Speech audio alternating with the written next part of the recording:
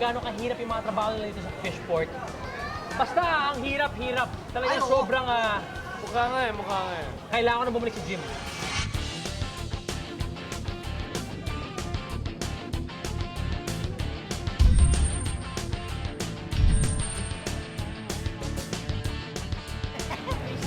Siyempre naninibago ka sa mga amoy, sa mga nakikita mo.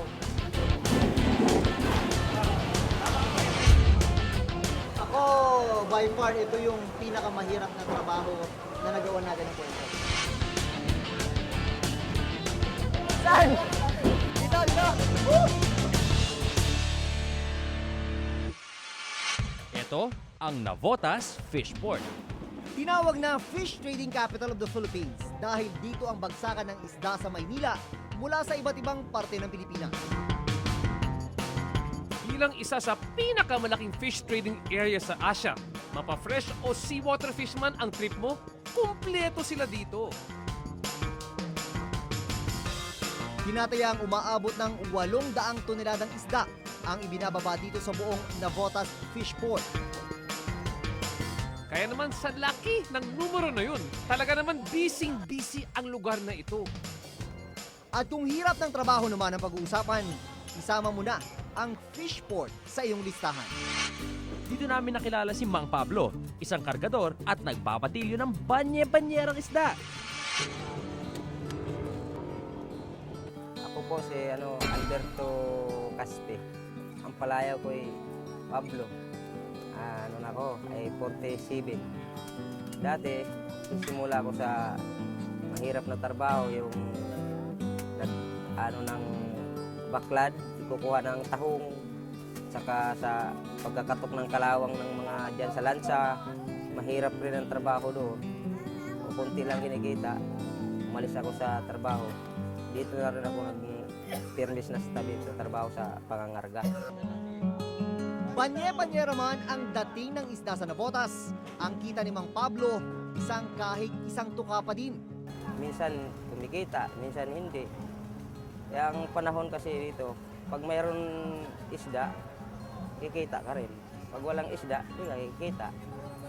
Kaya pag oras na maliwanag ang buwan o walang isda, wala, gutom talagang abutin mo rito. Dito talaga sa Market 3, talagang dinalakad ko lang papunta ng bahay. Malapit lang kasi yung bahay ko rito eh. Kaya yun ang hanap buhay ko rito sa Market 3. Malapit.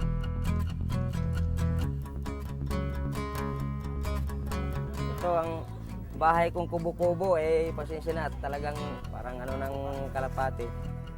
So, sige, tuloy kayo rito.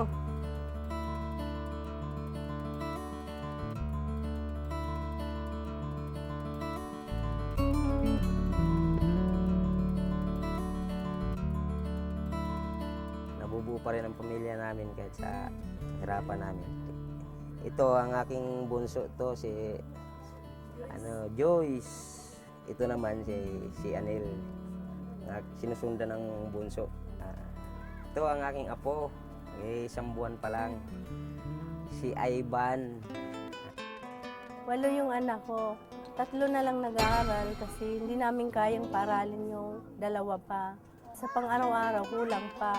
Kahit minsan di namin magawang pumasyal dahil nga kulang sa gastusin. Namin, pamasyal namin, kakain na lang namin. Mabuti ng mga asawa, mapagkatiwalaan, tsaka maanos sa pamilya niya. Opo, masipag.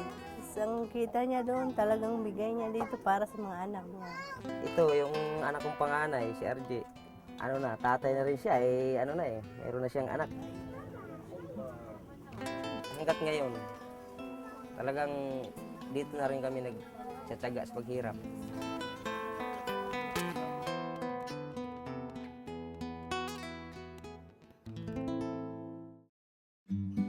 Sikat kung tutusin si Mang Pablo sa kanyang mga kasama. Market 3, talagang hirap talaga eh. Sipag yan. Araw-gabi dito palagi yan. Si Mang Pablo ay isang mapagkakatiwalaan. Masipag naman ho, wala ho kami masasabi sa kanya. Si Pablo naman, mabait naman tao na yan eh. Kahit mahirap siya, marangal man yung hanap buhay niya. Isa lamang siyang kargador.